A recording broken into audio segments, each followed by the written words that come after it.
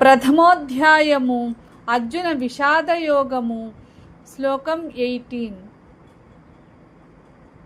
ద్రుపదో ద్రౌపదేయాశ్చ సర్వసః పృథివీపతే సౌభద్రశ్చ మహాబాహుః శంఖాన్ దద్ముః పృథక్ పృథక్. తెలుగు తాత్పర్యము. ఈ శ్లోకంలో సంజయుడు ధృతరాష్ట్రునికి పాండవుల వైపు ఉన్న మరికొంతమంది గొప్ప యోధుల గురించి చెబుతున్నాడు. ద్రుపద మహారాజు, ద్రౌపదీదేవి యొక్క 5 కుమారులు మరియు సుభద్ర కుమారుడైన అభిమన్యుడు తమ తమ శంఖాలను పూరించారు. అభిమన్యుడు అర్జునుని కుమారుడు, గొప్ప పరాక్రమశాలి. చిన్న వయసులోనే అతడు అద్భుతమైన యుద్ధ నైపుణ్యాన్ని సంపాదించాడు. ద్రౌపదీ పుత్రులు కూడా వీరయోధులు. ఈ శంఖనాదం పాండవుల సేనలో ఉన్న ధైర్యం, ఐక్యత మరియు ధర్మం కోసం పోరాడే సంకల్పాన్ని తెలియజేస్తుంది.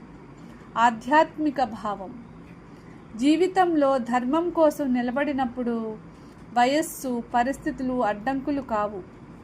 నిజమైన శక్తి మనలోని ధైర్యం, నమ్మకం మరియు కర్తవ్య భావం నుండి వస్తుంది. హిందీ तात्पर्य. इस श्लोक में संजय धृतराष्ट्र को पांडव पक्ष के अन्य महान योद्धाओं के बारे में बताते हैं. राजा द्रुपद, द्रौपदी के पुत्र और सुभद्रा के पुत्र अभिमन्यु ने भी अपने अपने शंख बजाए. अभिमन्यु अर्जुन के पुत्र थे और महान वीर योद्धा थे.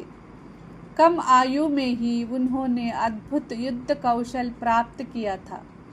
द्रौपदी के पुत्र भी वीर और साहसी योद्धा थे. उनके शंखनाद से पांडव सेना की एकता, साहस और धर्म के लिए लड़ने का संकल्प प्रकट हुआ. आध्यात्मिक संदेश. धर्म और कर्तव्य के मार्ग पर चलने के लिए उम्र नहीं बल्कि साहस, विश्वास और दृढ़ निश्चय आवश्यक है. इंग्लिश तात्पर्य. In this verse, Sanjaya continues describing the powerful warriors on the side of the Pandavas. King Drupada, the sons of Draupadi, and Abhimanyu, the son of Subhadra and Arjuna, blew their respective conches. Abhimanyu was a great and courageous warrior who possessed extraordinary skills despite his young age. The sons of Draupadi were also brave warriors supporting the cause of Dharma. Their conch sounds represented the unity, courage, and determination of the Pandava army before the great battle.